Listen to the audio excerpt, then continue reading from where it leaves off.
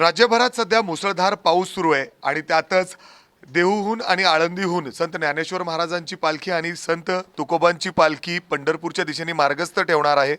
त्यापूर्वीच मुख्यमंत्र्यांनी इथल्या परिस्थितीचा आढावा घेतलेला आहे आणि त्याचबरोबर हवामान खात्याकडून जो रेड अलर्ट देण्यात आलेला आहे पुढील 2 दिवस यासाठी मुख्यमंत्री देवेंद्र फडणवीस यांनी हजारो लाखो वारकरी जे आळंदी आणि देहूच्या दिशेने निघालेले आहेत त्यांना विनंती केलेली आहे, त्यांना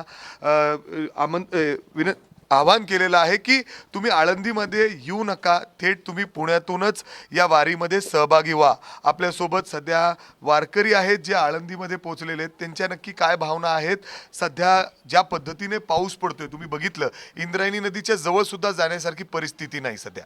रामकृष्ण हरी, जरी मुख्यमंत्री साहेबांनी उपमुख्यमंत्री साहेबांनी अलर्ट केलं असेल तर निष्ठावंत वारकरी असा आहे की ज्ञानोबाराचं प्रस्थान आणि देहूचं प्रस्थान होणार।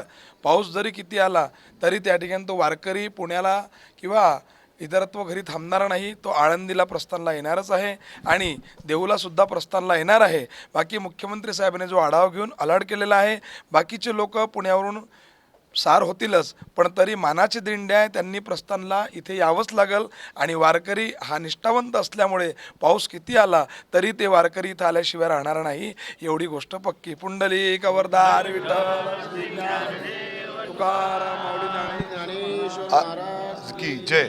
अर्थात जर आपण बघितलं तर मुख्यमंत्र्यांनी विनंती केली आहे काही वारकऱ्यांना जे आता घरातून निघतायत की तुम्ही पुण्यापर्यंत या, कारण पावसाचा धोका आहे, अनेक ठिकाणी मोठ्या प्रमाणात पाणी वाहत आहे आणि आपण इंद्रायणी नदी सुद्धा बघितली।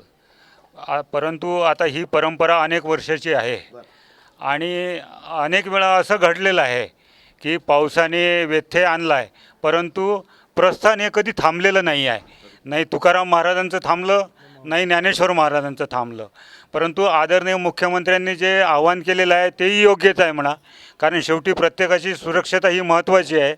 आणि आळंदीमध्ये जे आज इंद्रायणी नदीला जो महापूर आलेला आहे तर त्याकरता संपूर्ण प्रशासन सज्ज आहे आणि प्रशासनाचं संपूर्ण वारकऱ्यांना सहकार्य आहे। त्याच्यामुळं आम्हाला असं वाटत नाही की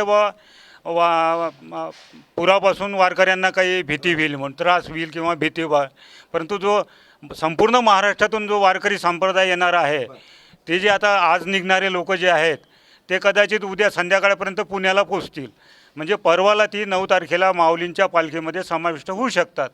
म्हणजे असं जर हे केलं तर, परंतु जे मानाच्या ज्या दिंड्या आहेत वारकरी संप्रदायाच्या किंवा संत ज्ञानेश्वर महाराजांच्या नंबराच्या ज्या दिंड्या आहेत त्या तर अक्षरशः म्हणजे माऊलींचं प्रस्थान केला किंवा ते सगळे बरेच दिंड्या या ठिकाणी मानाच्या पोचले सुद्धा असतील। बाबा तुम्ही बरेच वर्ष या ठिकाणी करत असाल वारी, आज पाऊस बघून हे सगळं बघून काय वाटतं आणि मुख्यमंत्र्यांनी जे आवाहन केलंय वारकऱ्यांना त्याच्याबद्दल? त्याने ते मी आजपर्यंत तर इतका पाऊस पाहिला नाही, पण आता मी 4-5 दिंड्या झाल्या माझ्या, पण इतका पाऊस मी पाहिला नाही अजून, आणि त्याने जे आव्हान केलं ते ठीकच आहे। या ठिकाणी सगळे महिला वारकरी सुद्धा आहेत, तुम्ही सगळेजण आलात, मी बघितलं की तुम्ही सध्या या ठिकाणी वेगवेगळे भजन कीर्तन करत होता, परंतु आता जर परिस्थिती पाहिली तर काय वाटतं एकंदरीत तुम्हाला आणि मुख्यमंत्र्यांनी जे आवाहन केलंय त्याच्याबद्दल? तसं तर ते सगळं आव्हान तर करणार आम्ही, त्यांची म्हणजे काय म्हणतात त्याला मान राखू, पण आम्ही तर दिंडीमध्ये जाऊच, पाणी असो की काही असो आम्ही तर जाऊच, आम्ही आमचे घरदार सोडून आलेले आहो ना, आम्ही तर जाऊच। पण जे अजून लोक येत आहेत काय कुठेही अनुचित प्रकार घडू नये, कुठेही पाऊस ज्या पद्धतीने होतोय, आपण बघितलं की पाणी कसं वाहतंय इथं, अनेक ठिकाणी काही कुठली दुर्घटना होऊ नये याची काय? आम्हाला असं वाटतं की आमची जी परंपरा वारकरी परंपरा चालत आलेली आहे ते आम्ही नेणारच आहे। आमच्या माऊलीवर आमची इतकी श्रद्धा आहे की आमची वारी ही पार पडणारच आणि पाणी जाईलच माऊली आम्हाला माऊली घेऊन झाले, इंद्रायणीचा स्तर कमी होईलच, आम्हाला ती पुढे जाऊ देईलच। तुम्ही सुद्धा बरेच म्हणजे अर्थात अनेकदा आला असेल, काय परिस्थिती वाटते तुम्हाला आणि मुख्यमंत्र्यांनी जे आवाहन केले, विनंती केली त्याच्याकडे कसं पाहता? आमचे गुरुवारी संत बोधेबाबा यांच्या नावाने आम्ही दिंडी काढलेली आहे। हे आमच्या दिंडीला 27 वर्षे झाले। किती बी पाऊस येऊ काही येऊ दिंड्या येणारच आहे, प्रस्थान होणारच आहे। आणि दुसरी गोष्ट हे बघा, आज पाऊस आहे उद्या पाऊस आहे, पण ज्या दिवशी प्रस्थान राहणार आहे त्या दिवशी पाऊस येणार नाही आणि मोठ्या थाटामाटामध्ये माऊलीचा उत्सव होणार आहे आणि माऊली मार्गस्थ 8 तारखेला होणार. अर्थात आपण जर बघितलं तर या सगळ्या वारकऱ्यांच्या भावना आहे की सगळेजण या ठिकाणी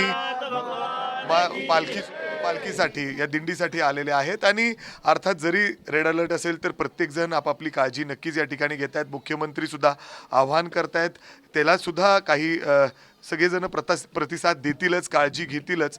मात्र त्याचवेळी सगळ्यांच्या जर भावना जाणून घेतल्या तर नक्की सगळ्यांना या दिवसाची आतुरतेने वाट पाहून असतात आणि सगळ्यांचे पावलं आता आळंदी आणि अर्थात पंढरपूरच्या दिशेने जायला निघालेले आहेत. आणि आपण ऐकलं की कशा भावना आहेत या ठिकाणी.